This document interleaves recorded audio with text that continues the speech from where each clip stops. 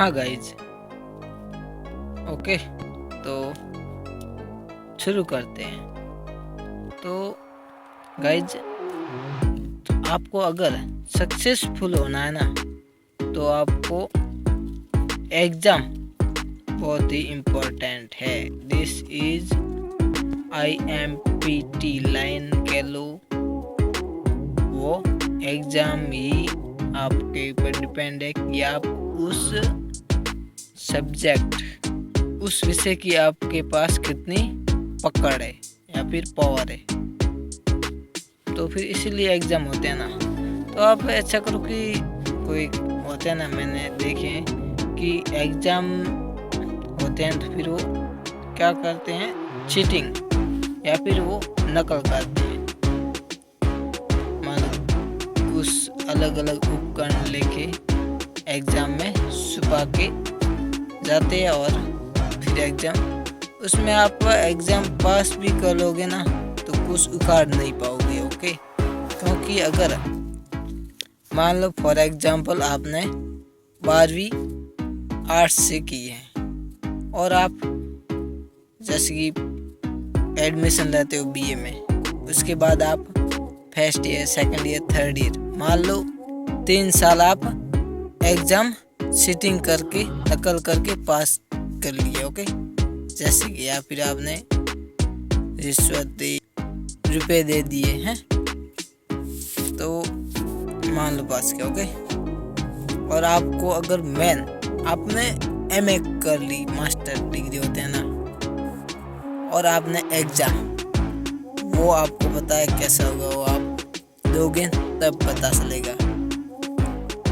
उसमें आपको है ना पीछे तक देखने को नहीं मिलेगा।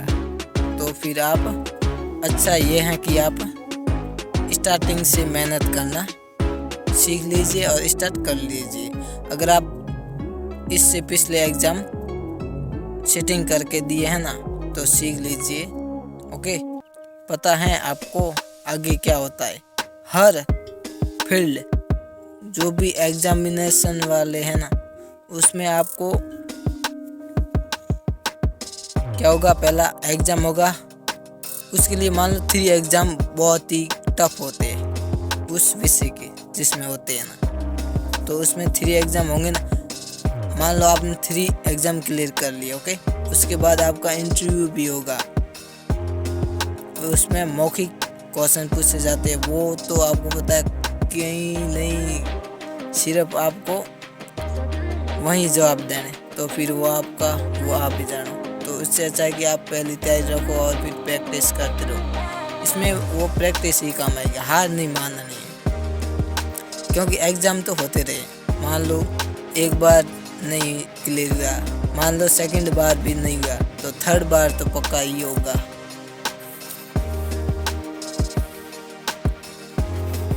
तो मेरा सभी स्टूडेंट्स से कहना है कि आप प्लीज़ सीटिंग या नकल ना करें, क्योंकि उससे मिलने वाला कुछ तो है नहीं, तो आपका टाइम वेस्ट होगा।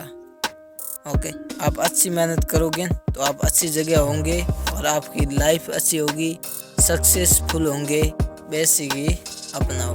असफल तो क्या है, ये चुनौती आपको बताया। असफल क्यों होते, क्योंकि हमें कोई कमी होती है, तभी हम असफल होते हैं। तो उनको कमियों को सुधारो।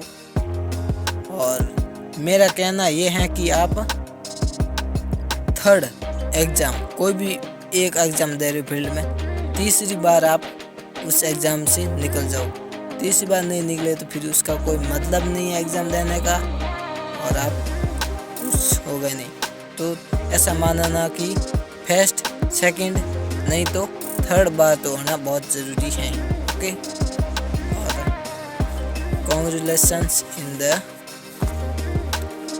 other student examination. Okay, thanks.